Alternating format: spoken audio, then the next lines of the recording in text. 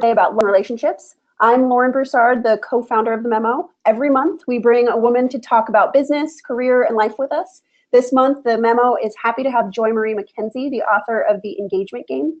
Thank you so much to everyone for being here. And before I turn it over to Joi-Marie for her story, I want to go over a couple things about the evening. So first of all, you can hear us and you can see us, hopefully. But we can't see you. So if you're listening in the car or you're joining us in your pajamas, get cozy, get ready for a good conversation. If you're joining us on the phone and just dialed in, thank you for being here. If you're watching this at a later date, we're excited to have you as well. Tonight, we're going to hear from Joi-Marie in her own words. We're going to do a fireside style chat after that. And about 10 or 15 minutes before we end tonight, we'll open it up to everyone for any questions that you might have. So speaking of questions, if you are joining us on your computer or on the GoToWebinar app, there should be a question feature within there to submit your questions. Type in your questions as you have them. The night will go really quickly, so make sure you type them in as you have them, and then we'll make sure that we get answered at the end. With that, let's get started. Also, another thing, speaking of the questions feature, if for some reason you can't hear or see us, please type that in the questions as well, so that we want to make sure that you miss a minute of great conversation that we're going to have today. So with that, I am very excited to introduce Joi-Marie McKenzie tonight. She is an entertainment, style, and relationships writer for Good Morning America. She is also the creator of the award-winning website, The Fab Empire, and she is the author, as I mentioned, of The Engagement Game, Why I Said I Don't to Marriage and I Do to Me. So with that, I will turn it over to you, Joi-Marie, to share a little bit of your career story with us. Well, thank you so much, Lauren, for that amazing introduction. And excuse me if I sound like a little bit of a frog. I'm on the tail end of the flu.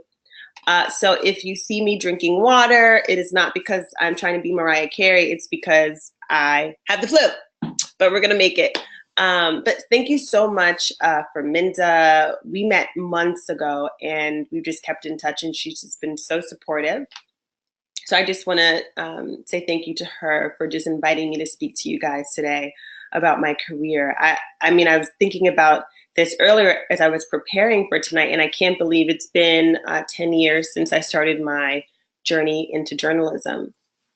And so I come from a family of writers. My great-grandfather was a publisher of a newspaper.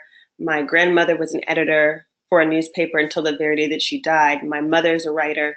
And so I get writing honest, but writing can mean anything. You know, you can be a screenwriter, you can be an author, you can be a songwriter, but journalism is a different set of skills. And so I knew that I would always write, whether it be for myself or pleasure, whether it be just so that no one else could consume it, but I didn't know that I would go into journalism. And so when I graduated from high school in Baltimore, I went to the University of Maryland in College Park. All of my family wanted me to go to Howard. My mom went to Howard, my sister went to Howard. So of course I was not going to Howard. I was like the anti-child. I wanted to forge my own way and make my own name for myself and forge my own path. So when I announced to my family, I'm not going to Howard, they were very disappointed. But go Terps. So I went to Maryland and majored in communications. Because again, I wasn't really sure about what I wanted to do, but I knew I had skills that could apply in the communications field, whether that be PR or whatever.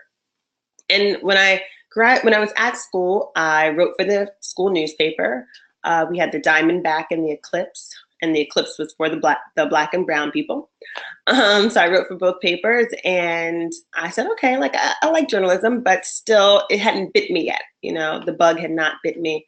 And so when I graduated, I ended up taking a job at the International Center for Journalists. And it's a really, really great organization for journalists who want to get fellowships to do reporting projects internationally.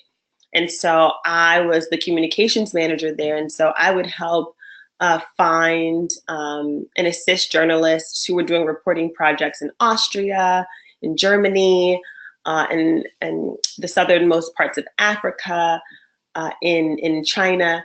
And I was really happy with aiding these journalists in sort of helping them fulfill their life's work. And at that time, I just remember thinking, you know, I don't want to just help journalists. I want to be one. And this was around 2000. I'm going to date myself, but that's okay because, you know, but this was around 2007, 8, 9. And this was when web blogs, now they're called blogs. This was when blogs were super new and not many people had them. And so I said, you know what, I'm going to start a blog, but I didn't know what it would be about. And so I remember brainstorming with my intern at the job. I don't recommend that. I don't recommend using your full-time job to foster your side hustle passions, but be that as it may, my intern and I, we brainstormed what my blog would be about. And I told my intern, I said, you know, I just graduated from Maryland and I love to party. You know, I could finally go to all the nightclubs that people were talking about and I love to write about them. So I'm like, yeah, I will have a blog about nightlife in DC. It was a very narrow scope. I knew that I could own that market and I knew that no one else was doing it. And so her and I brainstormed, and I really give her credit for creating the name, but she said, well, how about DC Fab? At the time, Kamorley Simmons was on TV with her reality show, The Fab Life, and it was just some, you know, fabulous and fabulosity. That was like a moment in time, and that was like the word du jour. And I said, oh, DC Fab, that sounds amazing. And thus DC Fab was born. But I want to go back a little bit because DC Fab was born out of failure. The reality is it wasn't my first blog. I started my very first blog. It was called Fab University. Clearly, I was obsessed with the word fab. It was called Fab University, and it was supposed to be all of the things that made college fabulous. And it was supposed to be all of the things that made college students fabulous. But the problem was I had thought of this amazing idea too late. I had already graduated. I couldn't tell what people were doing on college campuses because I wasn't on college campuses anymore. And so I had this, you know, it sucks when you have this amazing idea, but you can't really put your all into it because you're really at the wrong place and the wrong time. And so what Fab University ended up being was just aggregating all this other amazing content on blogs like the YBF, Concrete Loop, even Nicole Bitchie. And I'm so excited for her because she just announced that her blog is now being bought by Will Packer. So you can tell how far we've come. But back then, in the early 2000s, it was like, my blog is never going to stand out if I keep doing what everybody else is doing. How can I own this? How can I create original content consistently that no one else is doing and do it of quality? And so I said, okay, you know what? I'm going to start locally, and I'm only going to cover Washington, D.C. We're going to go out there. We're going to meet every DJ, every photographer for nightclubs. We're going to meet the promoters, and we are going to cover this culture of nightlife. It had just sort of blossomed in DC.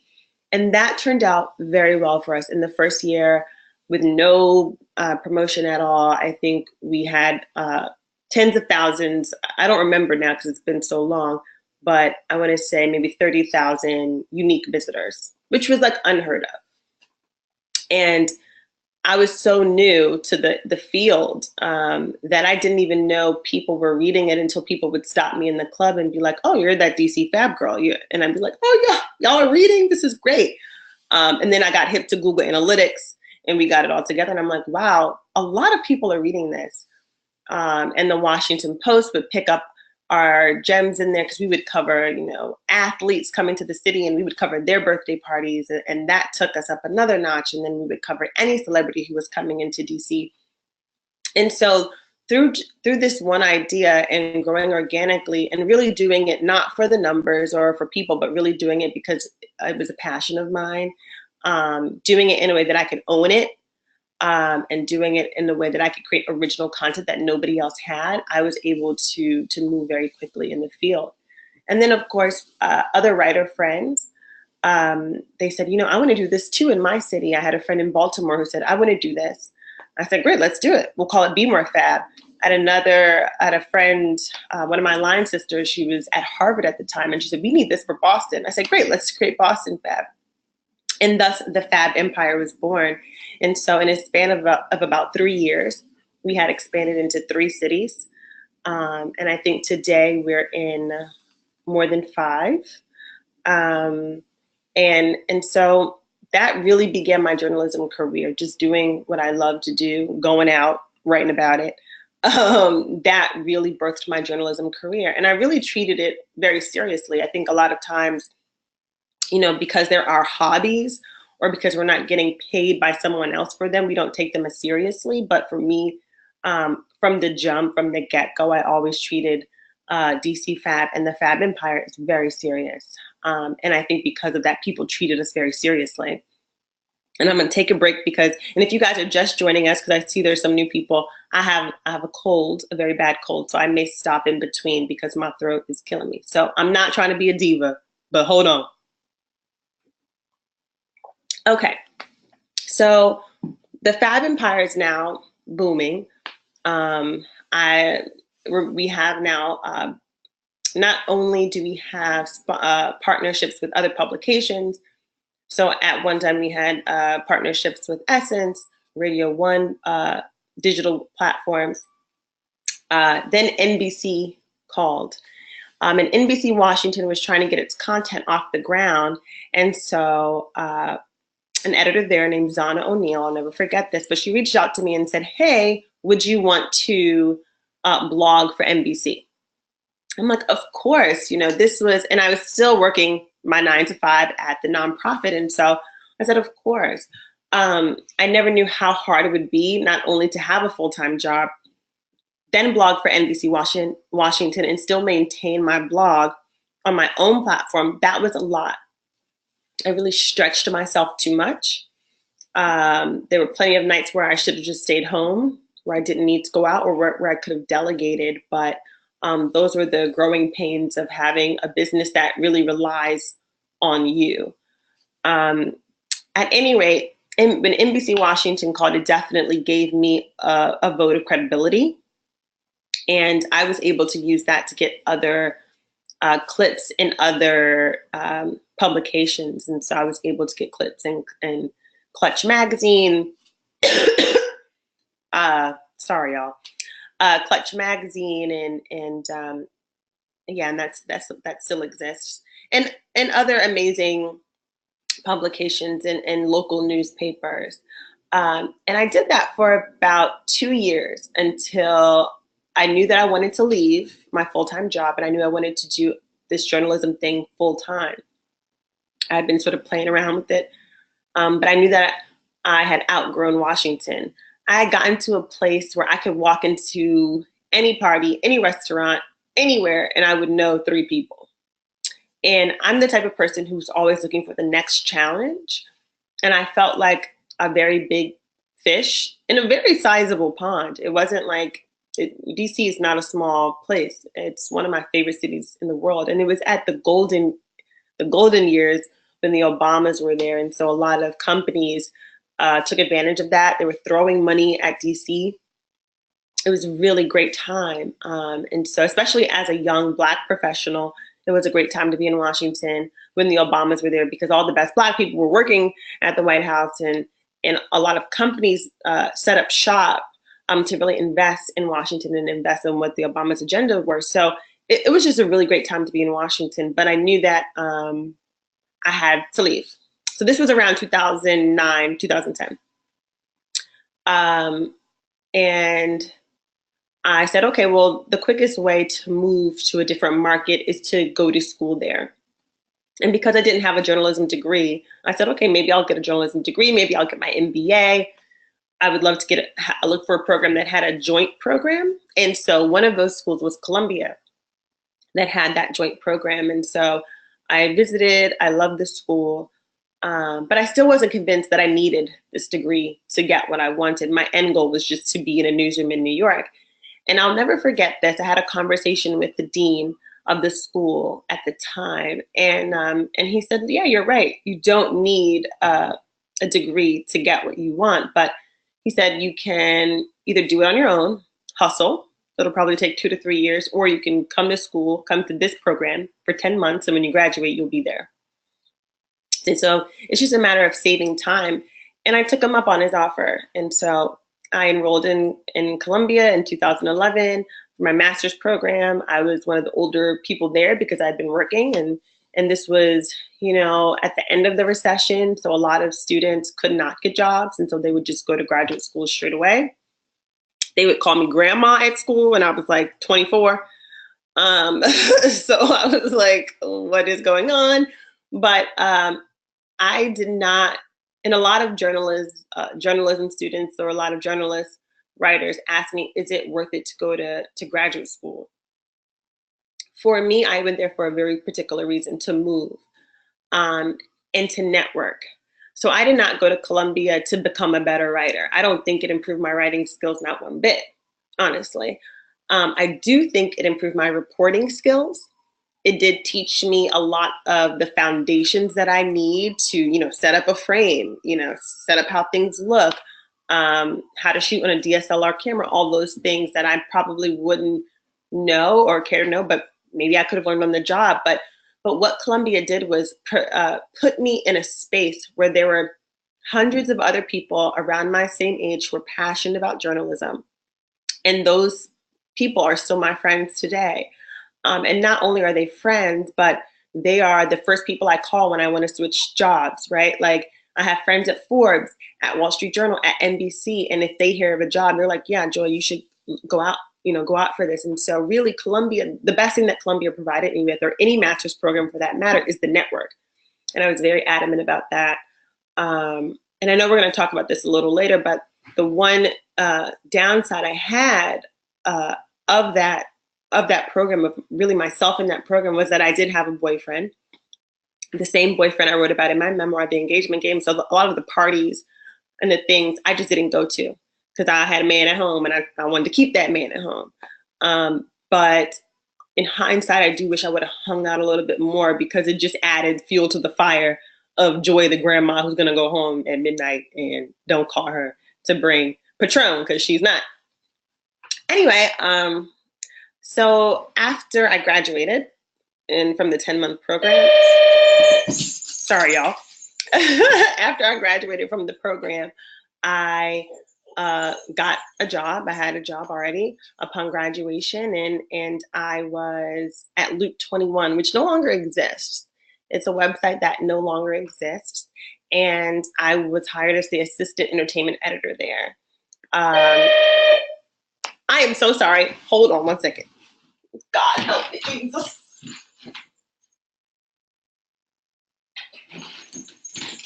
Okay, back like I never left. Sorry. But yeah, so I became an assistant entertainment editor. It was a huge title, considering I had just left college, left graduate school, but I took it, and I did a very great job, I think. And then from there, I had actually met my boss at ABC at Columbia. I just had kept in touch with him because I knew that's where I wanted to be. And I just continually stalked him for months at a time. And so he had brought me in for an interview when I was at Columbia, but it didn't pan out. So 3 months later, I sent him a note. He said, I'm sorry. I sent him another note at 6 months in. He was like, I'm sorry. And then what ended up happening is that I ran into him on the subway. And I said, I should take this as a sign to go up to him and see if he remembers interviewing me, and just go for it. And I was very nervous about it, but I went up to him and I said, hi, do you remember interviewing me for this job? I would love to come back in. And he brought me back in, and eventually I got hired at ABC Radio, and that was about 6 years ago. And so since being hired at ABC Radio, I've worked in the digital department, and now I'm at Good Morning America's website, producing video series for their digital platforms, and we're actually relaunching our website soon. So please stay tuned. I think it's coming very soon. I can't say when actually, but we're relaunching our website. And so I'm helping lead that charge, and I'm very excited about what we'll do. And so today, hopefully you guys are following me on Twitter, but if you're not, you should. I'm DC Fab on Twitter, but I just announced our new relationship column, Ask Gemma, and everyone's like, why Gemma? And I'm like, hello, it spells out GMA, but we launched our new relationship column. We have amazing work in the pipeline that we'll be announcing soon. So I do hope that you guys support the new Good Morning America website, and let us know what you guys want from us as well, because I think a lot of people see our brand as very much older, maybe monochromatic, and we're hoping to change that. We're hoping to speak to younger, be more relatable, speak to us, and so let us know what you guys are looking for. But that is my career journey in a nutshell. Minta! Well, thank you for that, Joi-Marie. I really enjoy hearing your story. I mean, I've heard you speak before, but just hearing it again, I think in the new year, it's important for our community who are watching us live, who are listening in, and also we'll have a replay for our community next week. So for them to understand how it takes to build a platform, the patience, the endurance, the network, all of those things that it takes to get something going. So thank you for being so candid and sharing your experience. Like, I hope people are laughing because this is supposed to be funny. Yes. After 6, we get to say a few things that we wouldn't say from 8 to 5. So that's the one thing that I like about it. But one of the things that I'm really excited to get into as we're talking about She's Gotta Have It, and why we're talking, you guys, make sure that you put your information in the questions box, so when it's time for Q&A, I can shoot those out and we can get into the nitty gritty. But you have this debut book, congratulations, The Engagement Game. And when I heard you speak, I think it was last year at Lemons to Lemonade, and I automatically got the book, and I was doing a lot of traveling at the time. So I was flying from New York to LA, and I finished it, and, those long flights, you can do a lot of reading on those. And so I really enjoyed it. And so walk us through the process of when you started to write the book, when you went to go out and search for a publisher, kind of that whole trajectory, because I know there's a lot of women who consider themselves writers, or they have a story to tell and they want to know about that process, because it seems so like bleak, right? You don't know what happens there. Very bleak. And I always tell people, don't follow my path, because my path is crazy.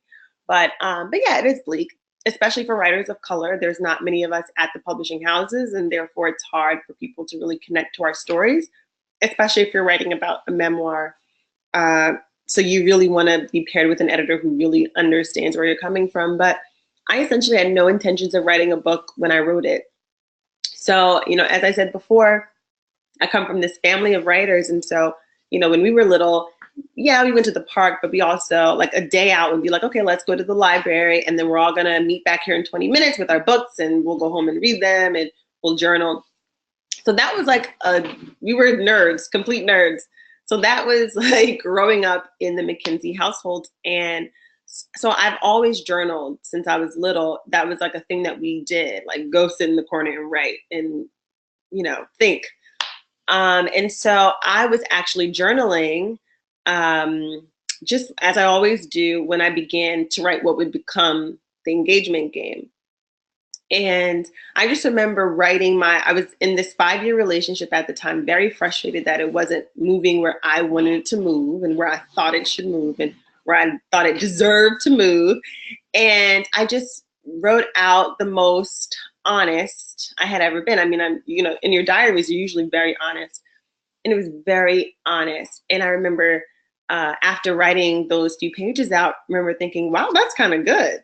And you're an author now, and so I'm still getting used to that title, but yes, I receive it. Yes, you are. And so like when you have a good writing day, you can feel it. Or if you were on your job and you create something that's really great, you're like, wow, that was kind of good. Or when a songwriter writes a great song, they know it.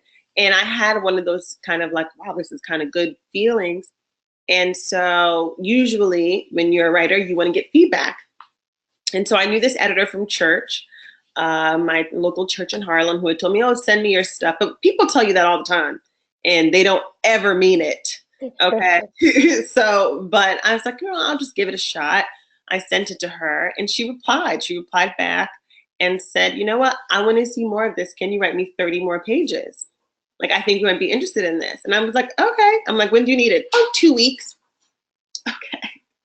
Okay. But I knew this might be my only shot. And so in 2 weeks, I wrote her 50 more pages. We met up for tea. And then she's like, you know what? I'm going to formally pitch this to my publishing house. Now, I had no idea at the time that her publishing house was Hachette, which is one of the big 5 publishers. And but it was, and they were on board.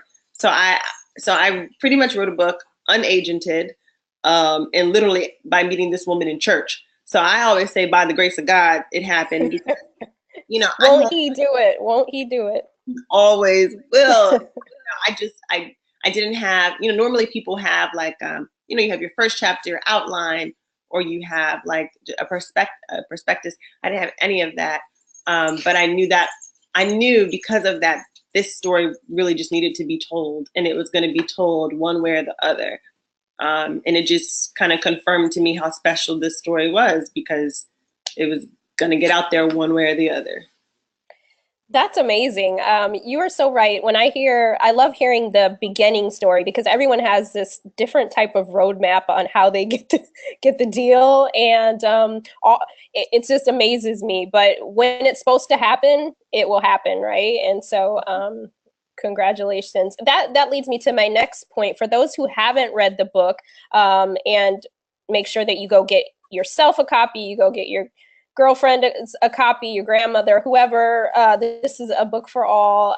It's really entertaining and insightful, and want to talk about, for those who don't know what it's about. I'm sure by now they kind of get the premise, but in your own words, give us just a little taste, a little, Sam's Club, sample.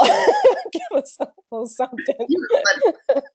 All right, so I'll give you the Sam's Club version. But so yeah, the engagement game is my life. It's a memoir. It is not a how-to book at all. But it's not anti-marriage, because the tagline throws people off sometimes. But it's my story. And so I was in this 5-year relationship, trying to figure out how to get the ring. We had talked about it. We had fantasized about what our kids would look like. We had done everything, and but no ring. And so I go to my older sister, and I said, well, what did you do? Because clearly, she's married and she was pregnant at the time. And I said, well, clearly it worked for you. Like, what do I need to do? And she says, oh, play the engagement game. And I'm like, what? I am all ears. What is that? And so she sort of breaks down these things that her and her friends did that worked for them. And before y'all go judging my sister, it's not like a game, like two can play that game. It was more like really common sense steps. And so the first step was make a list of what you want in a husband. And I remember her telling me that, and I was like, why am I going to do that? Like, he is my husband. Like, I found him. That's over. And she's like, no, but like, you're 28. Like, have you ever asked yourself what you want in a husband? And at 28 years old, it sounds crazy and very counterintuitive, but I had never asked myself what I wanted. And so the book sort of walks me through going through the game. Like, one of the other steps was date yourself. I had never done that before. And I very hilariously share how I went to the movies by myself, and and how I did not want to do it. But how I was like, oh my gosh, I can't go to the ticket counter and be like, a ticket for one. Like, I'm not doing that. And how I ordered the tickets online and all these things. But of course, at the end of that, I have an amazing time, and I see something that I've always wanted to see. And instead of waiting for someone else to do it with me, or feeling that I needed to have a partner to do certain things or foster my hobbies and my interests, I was able to do it on my own. And so the book sort of walks you through that. And of course, we break up anyway, because that's what happens when you try to, fit a square peg into a round hole. And so I go on what I like to call my Solange moment, where I'm not going to spoil this part, but I have a great time. I travel, I drink it away, I travel away, I do my thing, and I have a great time. And what happens when you start to have a good time? They come back. So he comes back and he's like, I'm ready to do this. But I begin to hesitate. And so the book really shows me having this epiphany that, I really started the game all wrong. And instead of asking what I wanted in a husband and making that list, I should have made a list of the type of wife that I wanted to be. And so that, without spoiling it too much, that is the engagement game. It really, it is a reminder for women who want to be in a long-term serious relationship. And that doesn't necessarily mean marriage, but for me, that's my goal. But in order to be in a long-term healthy relationship, you need to turn inward first before you try to be outward. Sorry, y'all. No, that's a great point. A lot of times when we're doing our career boot camps on the more like formal side of things, we talk about, investing in yourself because we want others to invest in us. But if we're not willing to take that time to do what we got to do to make it right and see what's going on with us, then, we can prepare and be a good partner to, who's waiting for us, or not us waiting on somebody just to, come pick us up. But that leads me to my next question. I know oftentimes whenever I'm with my girlfriends who aren't married, I'm not married either. It's always, when am I going to get married? I'm over 30, all of these things that, because we all in our 20s think we'll be married by, before we're old, 20, quote unquote old. When we were young, 30s was old. And so, love for you just to give some advice to women who are feeling like, I have my career or I have this and I just don't have someone to share it with. What can they be doing outside of investing in themselves and not focusing so much on that negative space and just enjoy their life now? Yeah, I think that's the key. You can't focus on your lack. I think a lot of times, and I'm working on Lord knows I am, but I'm guilty of this even now. I'm so focused on getting that I forget what I already have. And I think that if you just change your perspective and just that little bit and become just grateful for what you have. And so, yeah, I may not have a marriage, but I still have a loving partner. I still have 2 healthy parents. I still have a great dog who's over here. I still have, I'm able to afford, rent in Harlem and over my head and all these things. And so I'm still able to appreciate all of these things that make me special and make me me. I have a job, that's just a praise all in itself. And so we have to just appreciate the things that we do have. And I think fostering a sense of gratefulness does help you eliminate that source of anxiety. And I think also what I learned and what I write about in the book is that a lot of times, especially professional women, we get frustrated because we're so used to getting what we want, right? A lot of successful professional women, like, we do it. We do the daggone thing. Like, if we want to create a business, we create a business. If we want to get into graduate school, we get in. We are the women who get it. And so when we don't get something, or when we can't get this relationship that we want, it is a huge disappointment, because that's not something that you can just buy into or graduate into or pledge into.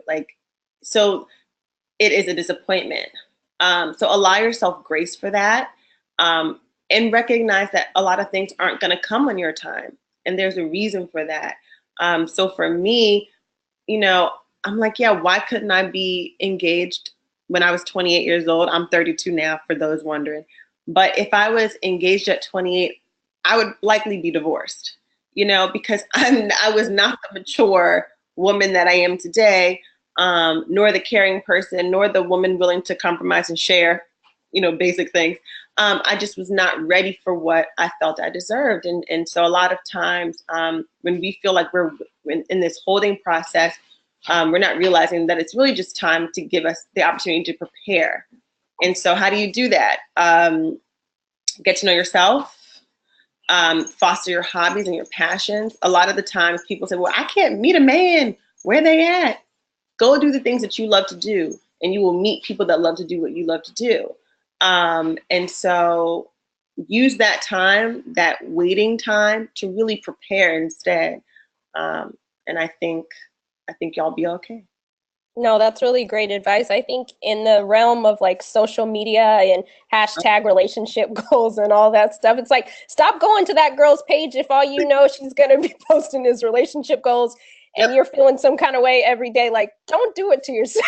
Don't do it. Don't do it. I had to take a Facebook break at one point when all my friends were getting engaged. I had to log off if you need to log off, unfollow if you need to unfollow for your health.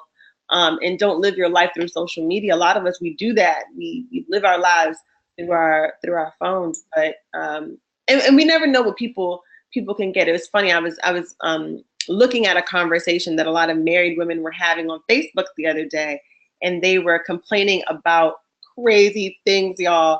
Their husband trying to, how do I figure out if my husband is cheating? And and I'm like, I'm in no rush for that conversation. I'm in no rush to join that conversation. And so, although we may think that marriage might be the key and the answer and the thing that's going to bring us all the things that we wanted, it doesn't. You know, it really doesn't. So. Yeah, no, that's a good point. Yeah, take care of you, and the rest will happen. I know it's easier said than done, right? Yeah, definitely. But that also is another thing of having it all. What I'm curious what you think this having it all is, because I think there's so much emphasis that you have to have it all, or having it all at the same time. Maybe it comes in spurts. You know, what are your thoughts on that? I think that having it all is a concept made to make us go crazy. I just don't see how it's possible in the way that our society is set up right now, especially for women of color. I don't see how they expect us to have it all. You know, if women were to have it all, then men would get equal paternity leave, right? So that they can care for their child too. If women were to have it all, we would get equal pay. If women were to have it all, there's a lot of things that's problematic. You know, people want women to have it all. And I'm going to say that again, men want women to have it all so they can just do less. You know, like I'm tired. I don't want to do it all. I want help. That's how I feel about that. Yeah, no, I think that's true. You know, it was funny. A good friend of mine, she recently just had a baby, and I saw her about a month before she had the baby, and she was saying, you know, I'm concerned because I don't know if my husband's going to be that helpful. And she's like, so I'm working extra because I need to get a night nurse because I know what I need, and people can judge me, this, that, and the other. But having it all to her was having help, having resources. And so I think we live in a society where it can look different. It doesn't have to be this cookie cutter thing, you know. And that's fair. That's totally fair. Yeah, absolutely. And women of color too. I think, you know, the statistics show that, you know, we're getting married much older or not at all. You know, so I think, again, you know, a lot of our community primarily is women of color, and I would love just for you maybe to just share some additional like nuggets on when they go through the year on just how to stay focused on not focusing on those statistics, and just kind of doing that. People always the statistic that is true. Your statistics are true. Black women do get married later, but people always forget the second part of the stat, which is that it eventually evens out. And so where our white women counterparts get married earlier, if you couple that with their divorce rate, and then you couple Black women finally getting married, we actually end up Black women and white women getting married at the same rate frequency. So we're really not that much left behind. And so I hope that's encouraging to people, because it was encouraging to me once I dug a little bit deeper and realized, oh, okay, it comes together, especially by the time you're in your 40s. Now, if you're a woman who wants to have children, well, then you might want to just work a little harder. But I think as any woman knows, you know, you have to really put in what you want to get out. And so if you do want a partnership that leads to marriage, then you're not having a lot of luck in it right now, then you might have to go to spaces, whether that's online or in person, where you're able to meet those men who are more marriage minded. And so that might not be the club. You might not want to go there first. Go to a coffee shop. People meet people in the club. I've heard about it. Yeah. I don't know. And so I remember when I was single, there were a lot of times I would rather stay in the house, but instead I put on my little lip gloss, put some mascara on, and I would work in the coffee shop where there was available, human beings around, so that I would have more of an opportunity to meet those people.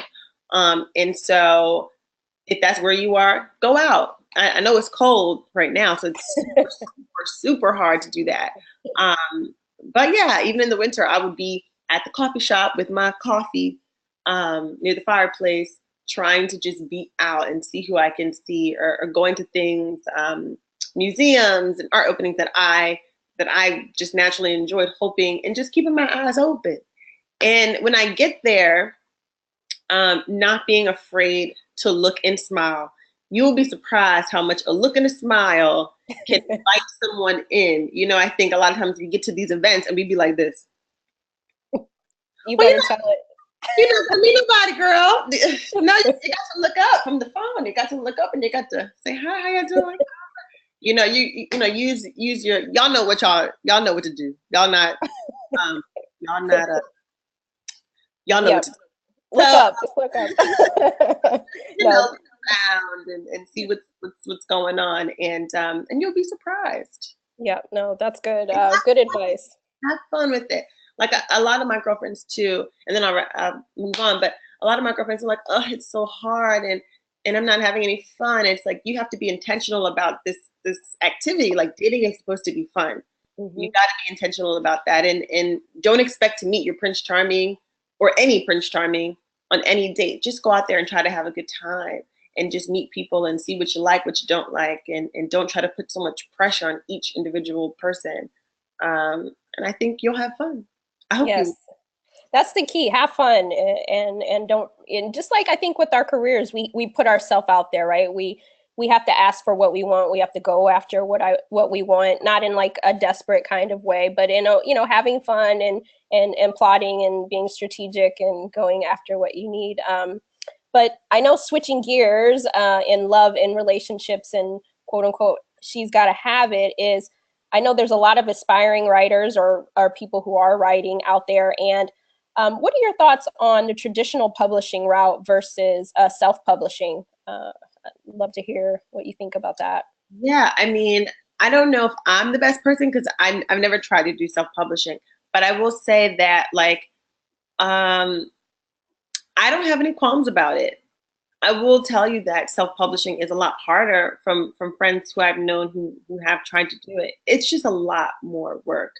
And I think most writers are creatives. They don't want to do more work. I mean, you not only have to write the book, but then you have to find a printer, and then you have to find someone to produce it. And it can't just be produced any old kind of way, especially if you want to get it into bookstores.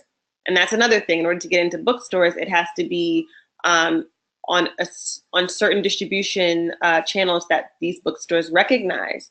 So then you got to get your book on there. Then you have to maybe call different bookstores to get your book in the bookstore. It's just a lot more work.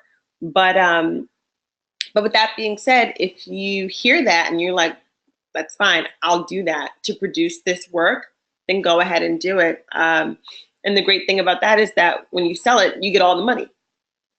And you get to recoup what you get to recoup all the investments that you've made. But you have to have that capital to spend and then get it back. So it's for a special type of person.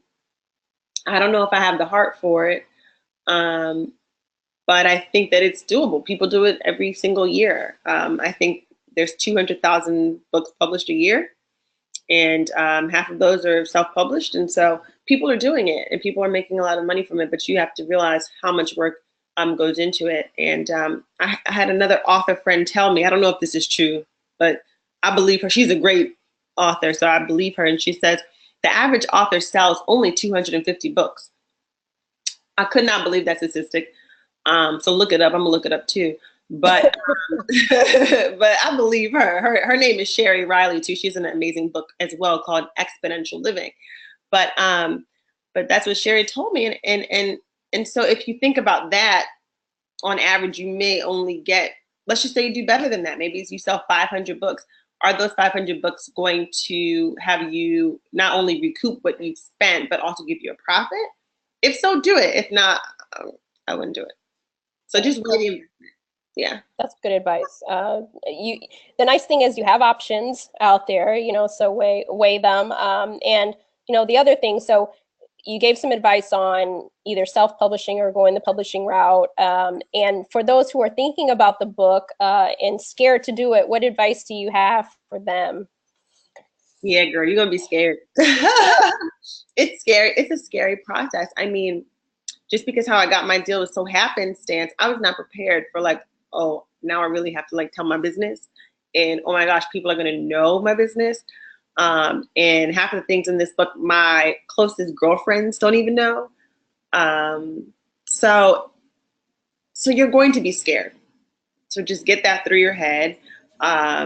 There's going to, and maybe it's not the content of your book that will scare you, but maybe it's the process of putting yourself out there.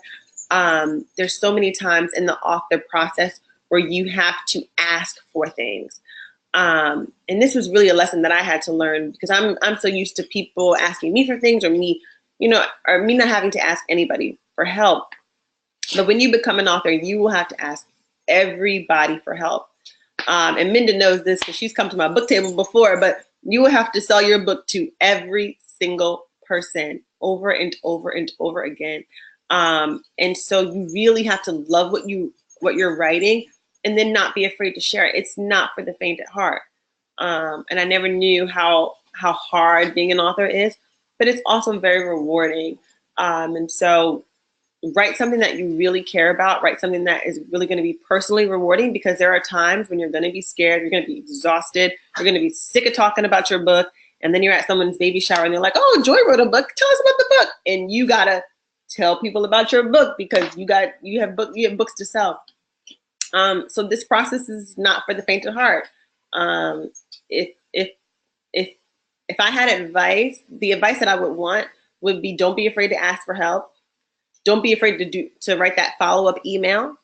A lot of people and a lot of the press, and you'll see this if you become an author, you'll have to get press on your own. And so a lot of the press that I got was not from the initial email. They ignored that. It was from the second follow-up email. It was from the third follow-up email. I only do 3. Then it's like, it's a wrap. But a lot of the press that I got was from that second and third follow-up email. So don't be afraid to follow up with people. And don't be afraid to put yourself out there. But this is your baby. And so if you're not excited about it, nobody else will be. And so be excited about it. My book is the best thing out. But yeah. Yes. You are your biggest advocate. If you don't believe it, why would anyone else believe it? So no, that's really good. I appreciate you sharing that, because I think it's so important for people to know that, because there's all these kind of misconceptions on once you get a book deal, then everything just automatically happens, and there's work in writing, and then there's work in launching and all of that stuff. And I know we have people listening in on the phone. I hope you're enjoying the nuggets that are being given tonight and writing that down, and then also the people that are listening in. And we have quite a few questions. So we'll jump into those because I know our time is going down. Let's see. Loving the story. We're getting loved your story about working 9 to 5 while also your other endeavors. How do you keep focused on the true passion while being pulled by your 9 to 5? Oh, that's such a great question. And it's one, I was better at this 2 years ago than I am now because I'm just busier. And so now it's like, oh, I have to do a book event. I have to do this. And so I was literally just interviewing someone else, and I asked them this question because I feel like I have, before when I would come home from work, I would love to write. Now I have no interest. I don't want to do. I don't even want to touch a computer when I get home because I'm doing it so much. And so, and you guys may know him, Jordan Fisher. He won Dancing with the Stars, and I had to interview him for this Black History Month series that we're producing. And I said, well, how do you keep creating when you're traveling, you're on Good Morning America, you are producing your album? And he said, creating music for me, and he's a young guy, so I was very impressed by this answer, but he said, creating music for me is like cooking a good meal. He's like, I love to do it, and it nourishes me. And so you just have to make time to do it. And I was like, dang, that's good. That is really, really good. And so you just have to make time. And so when I was writing the book, sometimes I would just block off 2 hours in my calendar where I would go. I say, okay, I have to go to Lennox Coffee, this coffee shop near me, go to Lennox Coffee and sit there for 2 hours. Now, I didn't have anything to do per se, but I made time for my creative, artistic juices to flow. And that's important, especially if you're a person who you can't work in your apartment, you have to get out and go someplace. Block off that time and just go sit. Maybe you don't have a plan, maybe it's just, but go and sit there and things will start to percolate and start to manifest. And another thing that Jordan said that I thought was amazing was that he pulls inspiration from everywhere. And I try to do this too, because at a certain point you will get so busy, you will get so bogged down. All you want to do is go home and watch Love and Hip Hop. I watch it too. I won't judge you. So, so maybe it's when you're walking down the street and you look up and see a billboard and you say, wow, that's cool. That's a cool tagline. Or maybe, like me, I had an interview earlier today and it inspired me and it reminded me of my own passions, and you take that with you. Learn to be aware of all the things that life is trying to tell you during the day. And maybe that's writing it down on your phone so you don't forget, or maybe it's just, maybe you have a good memory, but use everything to inspire you, and then block off that time to release it. And I think you'll be okay. Oh, that's a great answer. We have another question. This is a good one. What was the reaction by your parents, your friends, and your current boyfriend when the book came out? Great question. So I'll to my parents. My mom is an author as well. She has 6 books, with her latest being The Big Deal of Taking Smaller Steps to Reach Closer to God. It's the longest book title ever. My mom, dash time. She must be a preacher right now. Yes. I was like, Mom, I'm sick. I can't talk today. Let me call you back. They're a little long-winded. But, and so my mom, she read as much as she could. And I think when she got to like a part where I talked about sex, she was like, nope, not for me. My father, he's forbidden to read it. My friends, there were a lot of friends that I wrote about in the book. And so I gave them early copies because out of respect for them. And when they were living with me and were doing life, they didn't expect for me to write a book about it later. So I just, I asked them, like I asked certain line sisters, hey, can I write about your wedding? Or hey, can I write about this time? Or you were in the marathon, out of a courtesy, because I've been written about in books before and nobody asked me. So I know how it feels to kind of take, to be caught off guard. And so I asked them, I sent them early copies. If you need me to change anything, let me know. No one had any changes. And then the ex-boyfriend who read it, he is a lawyer. So I was very trying to do things above board and not get sued. And I took journalism law class, so I knew what to do, change names, change, any identifiable markers. And that's what I did. And I sent him the book 6 months in advance, enough time for if he had any changes, I could change them or think about changing them. But he had no changes. And in fact, he said, I didn't even read it. I just wish you the best of luck. So that was really sweet of him. So everyone was happy. Good stuff. It all worked out. Another question we have: what's the best piece of relationship advice you've received or given? The best piece. I think my favorite epiphany, and I write about this in the book, is how I went from being a woman who, in relationships, I was a shapeshifter. And so if my boyfriends or my boos, y'all know the difference. But if any of them were like, oh, I like go-kart riding, I'd be like, oh, me too. Or, if you want to do this, I'll do it too. Or, You know, my ex hated girls who wore a lot of makeup, so I stopped wearing a lot of makeup. And I was a shapeshifter, and so I always saw my value through the lens of men. And the best, you know, what I write in the book is that, you know, I had to have the courage to become the authority on myself, meaning I had to have the courage to say, this is who I am, you know? If you like it, great. If you don't, I don't care, you know? Instead of saying, if you don't like it, how can I change this about myself? How can I make myself more, more digestible for you? I am no longer interested in that because not only does it affect me and my spirit and doesn't allow me to grow and to shine, you know, a part of you dies when you try to change yourself for someone else. And it doesn't give other people the opportunity to get to know you. And so I had to stop doing that. I had to just stop cold turkey, really. And my poor boyfriend now in the other room who I buzzed in earlier, but but I think he and I have a much better relationship because he knows exactly who he is. I know exactly who I am. And we're now able to come together and be like, okay, can I accept you as you are? And can you accept me as I am? And if a person can say yes to that, I think that you will be in a very long, healthy relationship. Perfect, perfect, perfect. One last question before we get out of here. And let's see, what is the most frustrating process about the book writing process? Someone asked. The most frustrating process. You know, people say it's the editing, but that wasn't for me, just because I knew people said that, and so I prepared myself. For me, it was challenging myself to write a good book. I did not, you know, my story, and you'll read it, but my story is not extraordinary at all. It is a very common story. Girl meets boy, girl loves boy, boy loves girl, boy won't put a ring on it.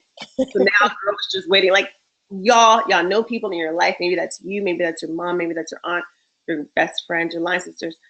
We know women that have gone through this already. And so it's like, how can I take this very common story and make it extraordinary? So for me, it was just challenging myself to really dig deep within my story to make it great. And the one thing that I just kept hearing in my mind was tell the truth, tell the truth, tell the truth about what I went through and about how I felt. And a lot of the things that I write, they do come off bratty. I complain a lot in the beginning of the book. But that's where I was. And I couldn't skip over that part. I couldn't skip over, you know, I write about, you know, going on Instagram and scrolling past everybody with their rings on and just feeling a certain type of way. As much as that it's hard for me to admit, I couldn't skip over that because the end of the book brings it all back together. And so I really had to dig deep and say, oh, that might be so embarrassing, but I'm going to forge through and I'm going to write it anyway because I want it to be a great arc to the story. So for me, it was really divulging pretty much the most embarrassing things. I mean, y'all will read about Condom Gate. I'm not going to spoil it for you, but there's really some embarrassing things that I write. You know, but it's a great book. It's a really great book. It's a really great book. I enjoyed it. And I did give it out for some gifts. And for those who did purchase their tickets, of course, you should either receive it. Sorry, now my dog is talking. Receive it, or it should be in the mail. So what you need to do is read it, buy another copy for a friend, go on, review it, right, Joi-Marie? So important. My publisher reads those reviews. And they read them and they say, okay, people actually read this and really like it. So please, if you like it, I won't pressure you if you don't, but if you like it, please do review it and tell us what you guys think. Yes, absolutely. Thank you so much for being with us tonight. We had such a great time kicking off After 6. How can they find you? What's the next steps for you so that they can stay connected? Yeah, so all of my information is on my website. So it's joimarie.com. That's JOI-Marie.com. But I'm also on Twitter and Instagram, which is at DCFab. I'm on Facebook too, my full name. But please support me and support Good Morning America Digital. We're coming to you bright and shiny and new in the coming months. But I hope that you guys like it because we're working hard, child. We're working hard to get it right. So. Well, you know, we believe in supporting all women, but supporting the women who look like us, the same hue as you, is very, very important. So we will continue to support you, and thank you for, you know, supporting us and taking time to be with us tonight. So for the women, thank you guys so much for tuning in, those on the telephone for taking time with us. We love you, and go to myweeklymemo.com and see what's on the schedule for the coming weeks. And have a great weekend, everybody. Yes, bye guys. All right, bye-bye.